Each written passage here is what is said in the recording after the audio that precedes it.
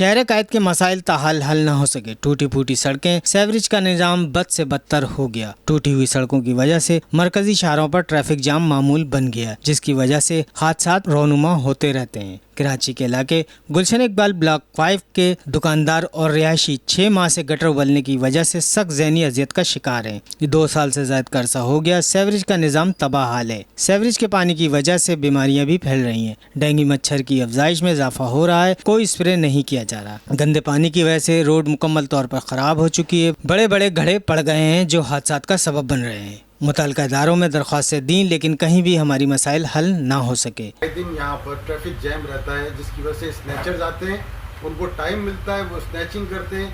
نہ کوئی CCTV camera ہے، نہ کوئی انتظام ہے، نہ کوئی پولیس اس کے اندر کارروائی کرتی ہے. لوگ آئے دن یہاں پہ کمپلینس کرتے ہیں کہ چوری ہو گئی، ڈکیتی ہو گئی، موبائل چھن گیا، پیسے چھن گئے. آئے دن کے واقعات ہیں. آپ پچھلے اخبارات کو اٹھا کے دیکھ لیں گے تو اس کے اندر پتہ چلے گا ہماری گلی سے 18 لاکھ روپے کیش آدمی بینک سے نکلوا کے لے کے آ رہا تھا اور اس سے چھن گئے. 22 کروڑ عوام کو انہوں نے بیوقوف بنایا اور ایک کام کر کے نہیں دیا. ایک کام کر کے کراچی سے 14 سیٹیں انہوں نے جیتی PTI سے. کسی حلقے میں کوئی کام نہیں ہو رہا. اس حلقے یہاں اس روڈ کا 6 مہینے سے یہ حال ہے اور آگے تک یہ روڈ جو ہے نا وہ پانی سے بھرا ہوا ہے. ہمیں تو کافی پریشانی کا سامنا ہے. یہ جو آپ دیکھ رہے ہیں یہاں پانی کی یا سیوریج کی، میرے خیال سے یہاں تو گلشن تو اس کو کہنا ہی نہیں چاہیے. ہم بہت زیادہ پریشان ہیں. ہمارا کاروبار جو ہے یہاں پہ تباہ ہو گیا ہے.